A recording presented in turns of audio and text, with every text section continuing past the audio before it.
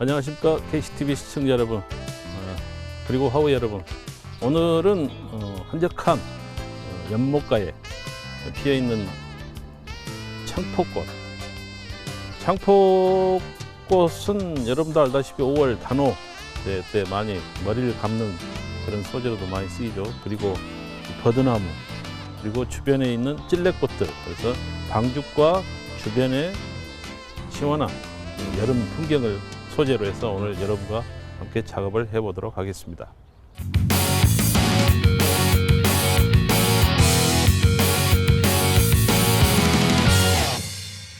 네, 먼저 지금 하늘을 먼저 채색을 해보도록 하겠습니다. 그래서 채색하기 전에 항상 종이에 따라서 틀리겠습니다만은 물을 먼저 발라주시고 그 물 농도가 어느 정도 적당히 물기를 머금고 있을 때 채색에 들어가면 되겠습니다. 그래서 먼저 하늘을 먼저 채색을 해보도록 하겠습니다.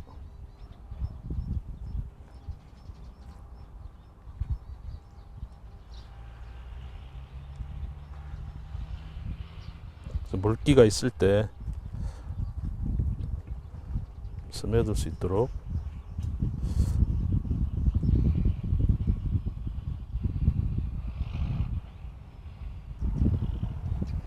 그리고 지금 계절적으로 뭐 감나무라든가 이런 것들이 굉장히 많이 이렇게 이파리들이 많이 나오는 계절이기 때문에 주변 색들이 그린 계열 색이 굉장히 많기 때문에 약간의 명도 차이씩을 약간의 그 명도의 차이가 있기 때문에 그걸 조금씩 여러분들이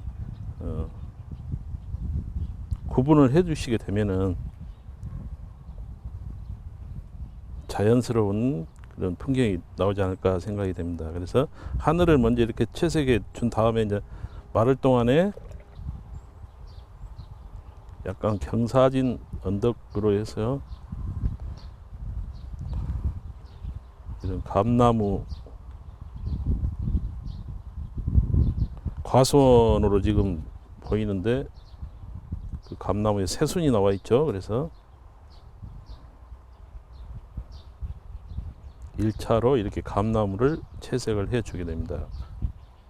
그리고 이제 이 연못 가에 보면은 지금 굉장히 노란 청포꽃들이 이렇게 피었기 때문에 먼저 청포꽃을 부분적으로 채색을 해 놓도록 하겠습니다. 그래서 뭐 이게 낱개로 되어 있는데 이렇게 좀 여러 송이가 보일 때는 가까운 쪽은 이렇게 군락을 형성되어 있지만 이렇게 정어리 쪽은 보이게끔 이런 식으로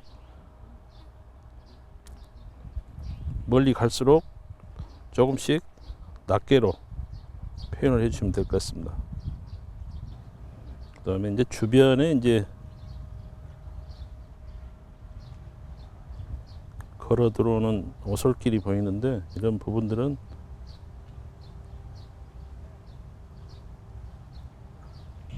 지금 워낙 햇볕이 지금 굉장히 강렬하기 때문에 이 채색을 하자마자 바로바로 현장에서는 말라버리기 때문에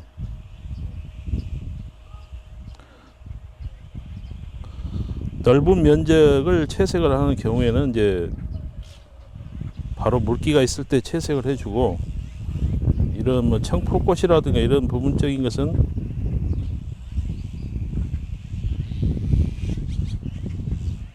물기가 약간 말랐을 때 채색을 해도 별 상관은 없습니다. 그래서 주변 배경이 어느 정도 채색이 끝나면 마지막으로 이제 느티나무를 채색을 해 주면 되겠습니다. 그래서 이런 주변에 창포라든가 이런 것들을 먼저 1차로 채색을 해 주고,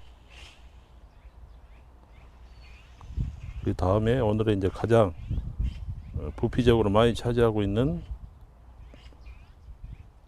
버드나무는 주변 마무리가 끝나는 대로 채색을 해주면 되겠습니다.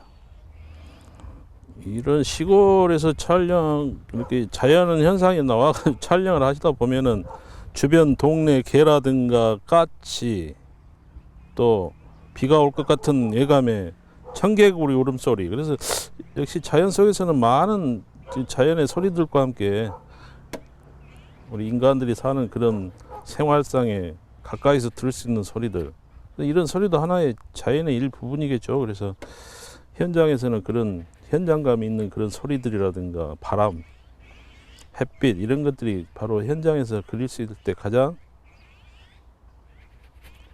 장점이죠. 그래서 실내에서는 또 느낄 수 없는 그런 것들. 그래서 결국에는 이런 것들이 하나의 뭐 정신적으로나 육체적으로 힐링할 수 있는 그런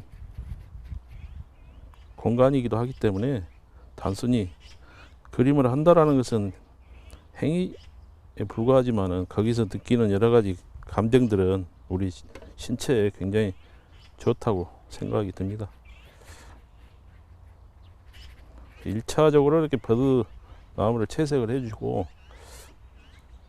어느 정도 물기가 마를 쯤 되면은 다시 2차 채색을 하면 되겠습니다. 그래서 빛을 받지 않는 부분들은 더욱더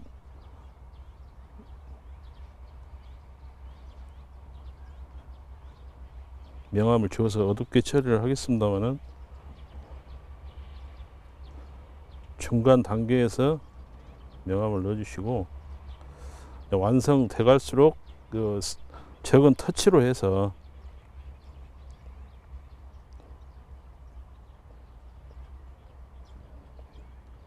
마무리를 하나씩 해 나가면 될 것 같습니다. 네, 지금 이제 이렇게 계속 물기가 있을 때 제가 계속 채색을 하고 있기 때문에 자체적으로 자기들끼리 지금 물감과 물에 섞이면서 번짐 효과가 계속 진행이 되고 있습니다. 그래서 약간씩 또 물기가 말라갈 그런 시점까지 기다리면서 또 멀리 있는 감나무라든가 이런 것은 형태만 보여주기 위해서 네, 그 다음에는 이제 3단계 정도에서 좀 더 이제 그 그림자가 더 어두운 쪽 그림자로 들어가 보도록 하겠습니다. 네, 그래서 이렇게 물기가 계속 있을 때 그 경계선이 날카롭게 끊어진 것보다 약간씩 스며들 수 있도록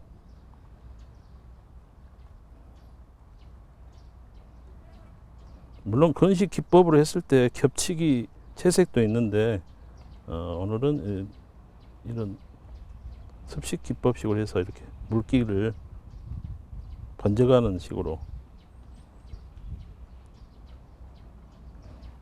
이렇게 채색을 해 보도록 하겠습니다.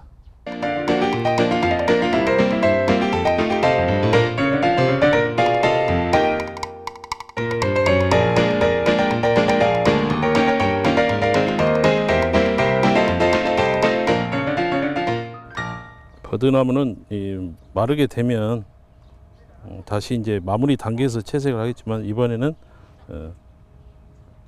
물빛, 연못에 물빛을 채색을 준비를 해 보도록 하겠습니다.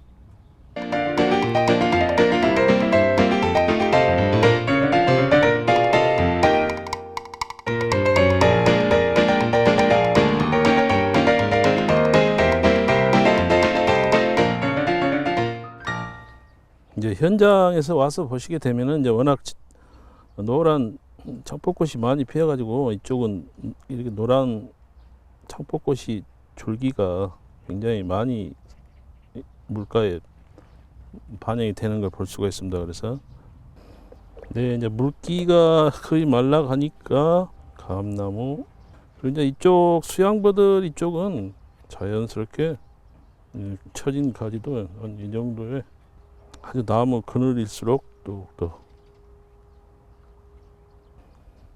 예, 다음은 이제 물기가 살짝 말랐기 때문에 버들나무 줄기를 그려보도록 하겠습니다. 나무가 좀 거의 뭐 녹음 짙은 데에서는 거의 뭐 블랙에 가깝기 때문에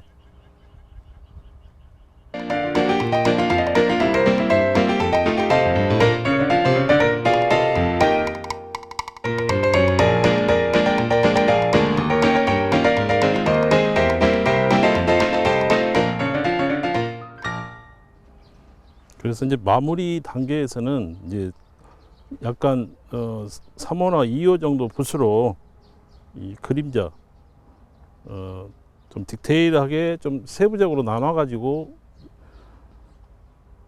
터치를 해 주시게 되면은 적은 화면에서도 짜임새 있게 버드나무나 이런 것이 윤곽이 입체감이 나기 때문에 이런 식으로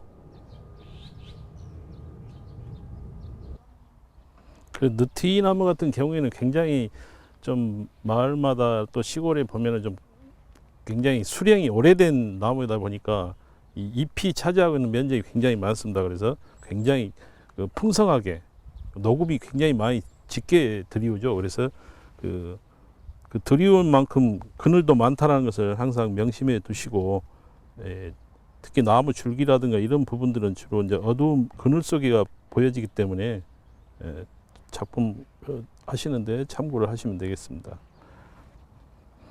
그래서 이제 서서히 마무리를 쳐보도록 하겠는데요. 이런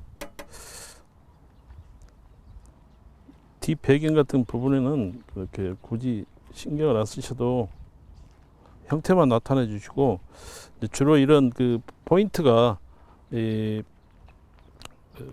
연못가에 있는 버드나무가 포인트고, 앞에 있는 이런 창포 같은 경우에는 뭐 부재이기 때문에 같이 어우러져서 연못에 한층 더 분위기가 고조될 수 있는 그런 풍경인 것 같습니다. 그래서 이제 마무리 단계에서 이제 세필로 이런 그림자 부분이라든가 이런 부분들만 한 번 더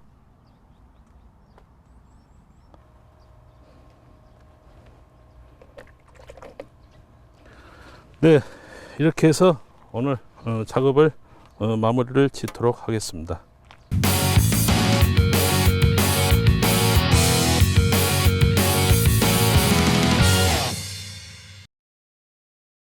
오늘 여러분과 실록의 계절 5월에 작업을 해봤는데요. 갑자기 피천득님의 시 5월이라는 시가 갑자기 떠오릅니다.